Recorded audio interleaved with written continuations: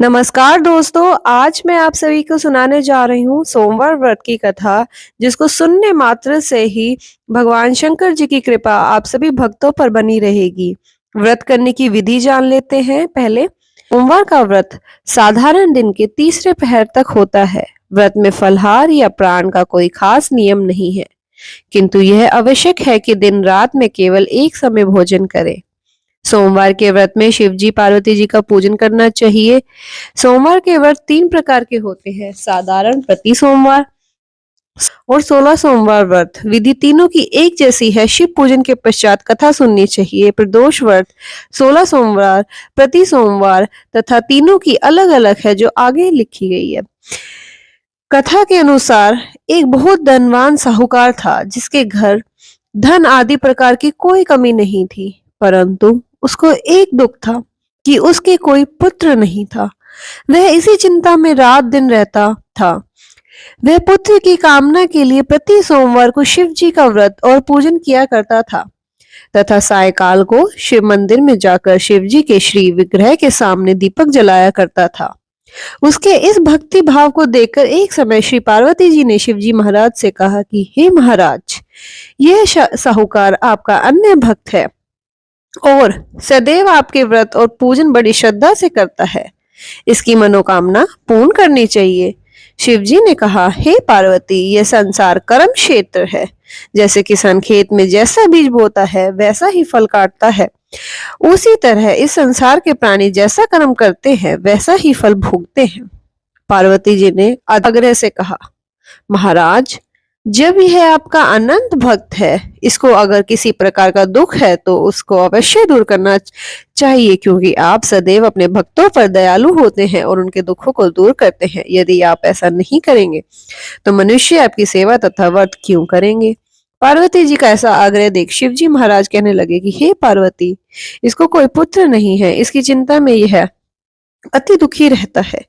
इसके भाग्य में पुत्र न होने पर भी मैं इसको पुत्र की प्राप्ति का वर देता हूँ, परंतु यह पुत्र केवल 12 वर्ष तक जीवित रहेगा।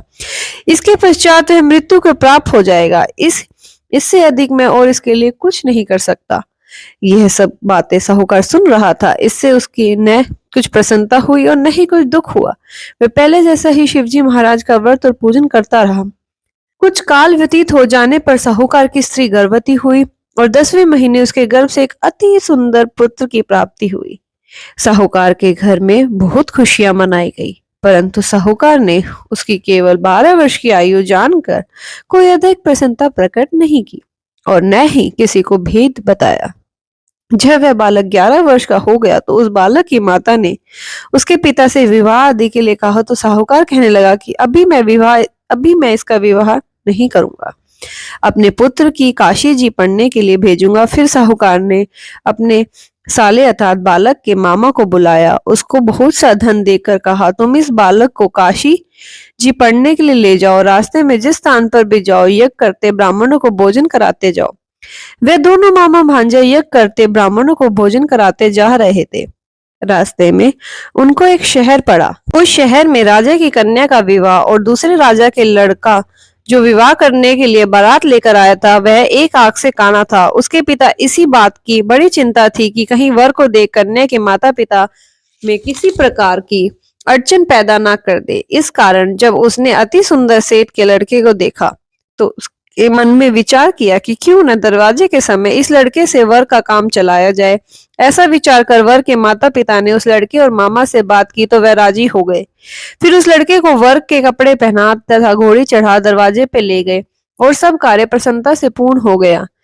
फिर वह वर के पिता ने सोचा कि यदि विवाह कार्य भी इसी लड़की से करा लिया जाए तो क्या बुराई है। ऐसा विचार कर लड़की और मामा ने कहा, यदि आप फेरों का और कन्यादान के काम को भी करा दे तो आपकी बड़ी कृपा होगी। मैं इसके बदले आपको बहुत कुछ धन दूंगा। तो उन्हें स्वीकार कर लिया।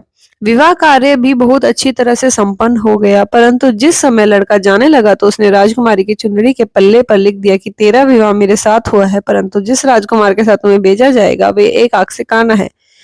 मैं काशी जी पढ़ने जा रहा हूँ। लड़के के जाने के पश्चात राजकुमारी ने जब अपनी चुंदड़ी पर ऐसा लिखा पाया तो उसने राजकुमार के साथ जाने से मना कर दिया और कहा कि यह मेरा पति नहीं है, मेरा विवाह इसके साथ नहीं हुआ है, वह तो काशी जी पढ़ने गया है। राजकुमारी के माता पिता कन्या को विदा नहीं किया और बारात वापस चली गई। उधर सेठ का लड़का और उसकी माँ काशी पहुंच गए। वहां जाकर उन्होंने यज्ञ करना और लड़के से निपटना शुरू कर दिया। जब लड़के की आयु 12 साल की हो गई, उस दिन यज्ञ रच रखा था कि लड़के ने अपने मामा से कहा, मामा जी आज मेरी तबीयत कुछ ठीक नहीं है। मामा ने कहा, अंदर जाकर सो जाओ। लड़का अंदर जाकर सो गया और थोड़ी देर में उसके प्राण निकल गए। जब उसके मामा ने आकर देखा तो वह मुर्दा पड़ा था, तो उसके बड़ा दुख हुआ और उसने सोचा कि अगर मैं अभी रोना पीटना मचा दूंगा तो यज्ञ का कार्य अधूरा रह जाएगा। अतः उसने जल्दी से यज्ञ का कार्य समाप्त कर ब्राह्मणों के जाने के बाद रोना पीटना आराम कर दिया। संयोगवश उसी समय शिव पार्वती जी उधर से जा रहे थे। जब उन्होंने जोर जोर से रोने की आवाज सुनी तो पार्वती जी ने कहा, महाराज कोई दुखियारा रो रहा है, इसके कष्ट को दूर कीजिए। जब शिव पार्वती ने पास जाकर देखा तो वहां एक लड़का मुर्दा पड़ा था। पार्वती जी कहने लगी कि महाराज ये तो उसी सेठ का लड़का है जो आपके वरदान से हुआ था। शिव जी कहने लगे कि हे पार्वती, इसकी आयु इतनी ही थी, सो यह भोग चुका। तब पार्वती जी ने कहा कि हे महाराज, इस बालक को और आयु दो, नहीं तो इसके माता पिता तड़प तड़प कर मर जाएंगे। पार्वती जी के बार बार आग्रह करने पर शिव जी ने उसको जीवन वरदान दिया और शिव जी महाराज की कृपा से लड़का जीवित हो गया। शिव पार्वती कैलाश को चले गए। वह लड़का और मामा उसकी उसी प्रकार से यज्ञ करते तथा ब्राह्मणों को भोजन कराते अपने घर की ओर चल पड़े। रास्ते में उसी शहर में आए जहां उसका विवाह हुआ था। वहां पर आकर उन्होंने यज्ञारंभ किया तो लड़के के ससुर ने उसको पहचान लिया और अपने महल में ले जाकर उसे बड़ी खातिर की। साथ ही बहुत दास दासियों सहित आदर पूर्वक लड़की और जमाई को विदा किया। जब वह अपने शहर के निकट आए तो मामा ने कहा कि पहले मैं घर जाकर खबर कराता हूँ। जब उसके लड़के का मामा घर पहुंचा तो लड़के के माता पिता घर की छत पर बैठे थे और यह प्रण कर रखा था कि यदि हमारा पुत्र सकुशल लौट आया तो हम राजी खुशी नीचे आ जाएंगे, नहीं तो छत से गिरकर अपने प्राण दे देंगे। इतने में उस लड़के के मामा आकर यह समाचार दिया कि आपके पुत्र आ गया है, तो उनको विश्वास नहीं हुआ। उसके मामा ने शपथ पूर्वक कहा कि आपका पुत्र अपनी स्त्री के साथ बहुत सारा धन लेकर आया है। तो सेठ ने आनंद के साथ उसका स्वागत किया और बड़ी प्रसन्नता के साथ रहने लगे। इसी प्रकार से कोई भी सोमवार के व्रत को धारण करता है अथवा इस कथा को पढ़ता है और सुनता है, उसकी समस्त मनोकामना पूर्ण होती है। बोलो हर हर महादेव।